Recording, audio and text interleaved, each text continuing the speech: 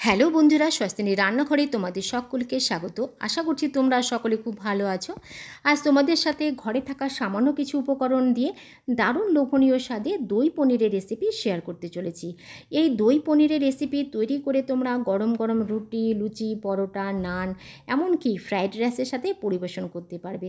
খেতে জাস্ট অসাধারণ হয়। রেসিপিটি আমি আমার মতন করে তৈরি করে তোমাদের সঙ্গে শেয়ার করলাম। ভিডিওটি সম্পূর্ণ দেখো, ভালো লাগলে অবশ্যই একটা লাইক এবং কমেন্ট করে দিও। তো চলো রান্নাটা শুরু করা যাক। তো রান্নাটা করার জন্য এখানে আমি সর্ষের তেল গরমে বসিয়ে দিয়েছি। তোমরা চাইলে এই রান্নাটা সাদা তেল দিয়েও করতে পারো। তো যাই হোক, এখানে ফোড়ন দিয়ে দেবো থেতো করা গরম মশলা, 2টো শুকনো লঙ্কা, একটা তেজপাতা আর হাফ চামচ দিয়ে দিলাম গোটা জিরে। এবারে ফোড়নটা দেবার পর কয়েক সেকেন্ড একটু ভালো করে দেখো ভেজে নিলাম। ভেজে নেবার পর এখানে আমি 1 চামচ আদা, জিরে আর ধনিয়া বাটাটা দিয়ে দিচ্ছি। সবই তোমরা তোমাদের পরিমাণ মতনই নেবে। তো দেখো, তারপর এখানে আমি মাঝারি মাপের একটা টমেটো বেটে নিয়েছিলাম। বেটে নেওয়া টমেটো দিয়ে তারপর এখানে হাফ চামচ দিয়ে দিলাম লাল লঙ্কার গুঁড়ো। এবারে দিয়ে দিচ্ছি অল্প করে দেখো হলুদ গুঁড়ো। স্বাদের জন্য দিয়ে দেব লবণ। স্বাদের ব্যালেন্সের জন্য দিয়ে দিচ্ছি অল্প করে চিনি। তোমরা যদি চিনি পছন্দ না করো রান্নাতে, অবশ্যই তোমরা স্কিপ করতে পারো। তো দেখো, নেড়ে চেড়ে বেশ কিছুক্ষণ নেড়ে চেড়ে এবারে আমি মশলাটাকে কষিয়ে নিচ্ছি। তো দেখো, মশলাটাকে খুব ভালো করে দেখো কষানো হয়ে গেছে। এবারে আমি আগে থেকে খুব ভালো করে 2 টেবিল চামচ টক দই ফেটিয়ে নিয়েছিলাম। এবার ফেটানো টক দইটা এবারে সরাসরি মশলার মধ্যে দিয়ে দিচ্ছি। আর টক দই না ফেটে কিন্তু সরাসরি মশলাতে দেওয়া যাবে না, তাহলে টক দইটা কিন্তু ফেটে একদম দানা দানা হয়ে যাবে। তারপরে দেখো অল্প করে জল, আর টক দই বাটিটা ধুয়ে অল্প করে জলটা দিয়ে দিলাম।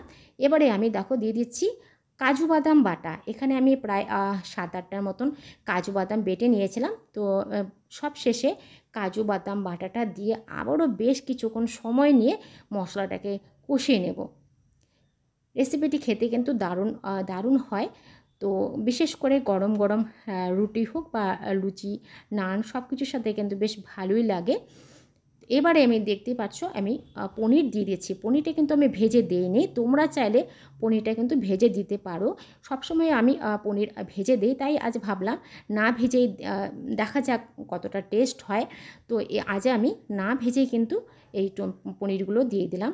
আর এই পনিরগুলো কিন্তু আমি বাড়িতেই বানিয়েছি। আমি পনিরের রেসিপি বানালে বাড়িতেই আমি পনিরগুলো বানিয়ে রান্না করে থাকি। তো দেখো, পনিরগুলো দিয়ে বেশ কিছুক্ষণ নেড়ে চেড়ে ঢেকে দিলাম, যাতে খুব ভালো করে পনিরের ভেতরে মশলাগুলো ঢুকতে পারে, টেস্ট হয়। তো দেখো, ঢেকে দেবার পর ঢাকনাটা খুলে নিয়ে আবারও কয়েক মিনিট ওখানে নেড়ে নিচ্ছি।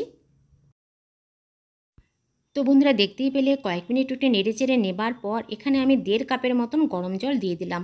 গ্রেভি কতটা রাখবে সেই পরিমাণ অনুযায়ী জলটা দিতে হবে। আমি তেমন গ্রেভি রাখবো না, সেই অনুযায়ী আমি 1.5 কাপের মতন জলটা দিয়ে কয়েক মিনিট ফুটিয়ে নেবার পর নামাবার আগে এখানে আমি কসুরি মেথি দিয়ে দিলাম।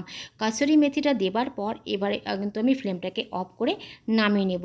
তো দেখতেই পাচ্ছ বন্ধুরা, ফ্লেমটাকে আমি অফ করে দিয়েছি। এবার একটু নেড়ে চেড়ে এবারে আমি কিছুক্ষণ ঢাকনা দিয়ে দেব। ঢাকনাটা খুলে এবারে আমি সার্ভ করে নেব। খেতে অসাধারণ হয়। তোমরা অবশ্যই একবার এইভাবে দই পনিরের রেসিপি বানিয়ে দেখো, কেমন লাগে অবশ্যই একটা আমাকে কমেন্ট করে জানিও। আর আমার নিরামিষের নিত্য নতুন রেসিপি পেতে অবশ্যই আমার চ্যানেলটিকে সাবস্ক্রাইব করে আমার পাশে থেকো। তো দেখতেই পাচ্ছ কতটা লোভনীয় হয়েছে। তো আবার আসছি পরবর্তী কোনো ভিডিও নিয়ে। তোমরা সকলে খুব ভালো থেকো, সুস্থ থেকো।